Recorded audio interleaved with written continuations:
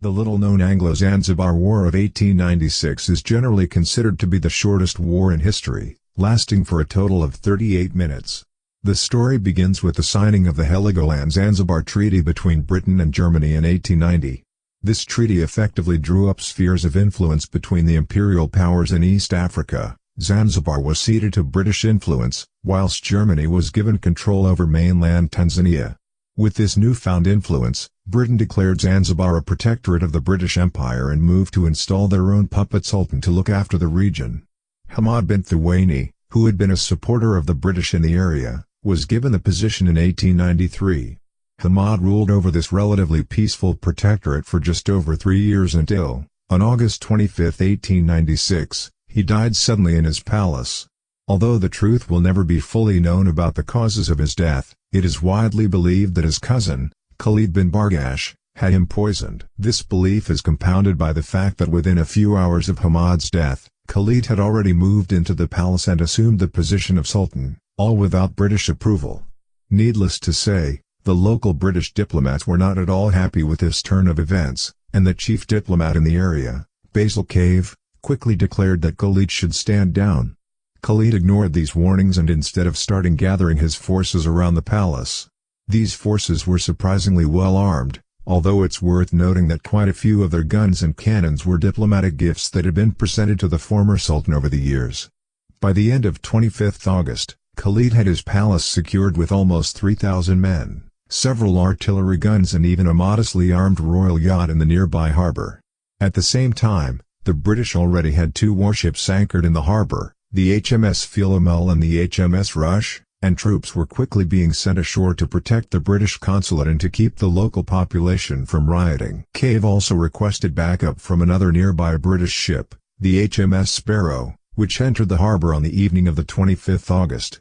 Even though Cave had a significant armed presence in the harbor, he knew that he did not have the authority to open hostilities without the express approval of the British government.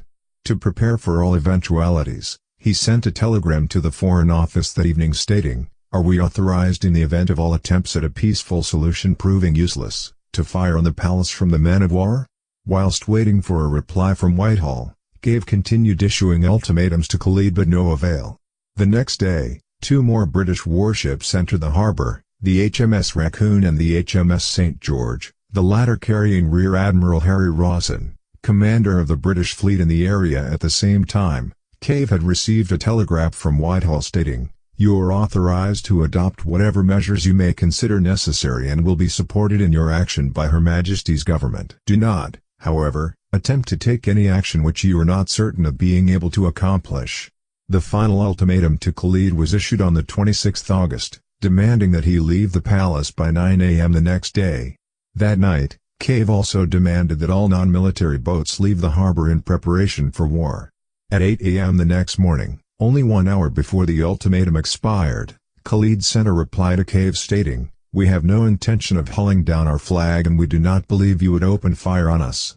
Cave replied in true 19th-century British diplomatic style, stating that he had no desire to fire upon the palace, but unless you do as you are told, we shall certainly do so. That was the last Cave heard from Khalid, and at 9 a.m. the order was given for the British ships in the harbor to begin bombarding the palace. By 9:02 the majority of Khalid's artillery had been destroyed, and the palace's wooden structure had started to collapse with 3,000 defenders inside. It is also around this time, 2 minutes after the bombardment started, that Khalid is said to have escaped through a back exit of the palace, leaving his servants and fighters to defend the palace alone. By 9:40 the shelling had ceased, the Sultan's flag pulled down, and the shortest war in history had officially ended after only 38 minutes. For such a short war, the casualty rate was surprisingly high, with over 500 of Khalid's fighters killed or wounded, mainly due to the high explosive shells exploding on the palace's flimsy structure. 1 British petty officer was also severely injured but later recovered in hospital. With Khalid out of the way, the UK was free to place the pro-British Sultan Hamud on the throne of Zanzibar, and he ruled on behalf of Her Majesty's government for the next 6 years. As for Khalid, he managed to escape with a small group of loyal followers to the local German consulate. Despite repeated calls from the British for his extradition, He was smuggled out of the country on October 2 by the German Navy and taken to modern-day Tanzania. It was not until British forces invaded East Africa in 1916 that Khalid was finally captured and subsequently taken to St. Helena for exile. After serving time he was later allowed to return to East Africa where he died in 1927.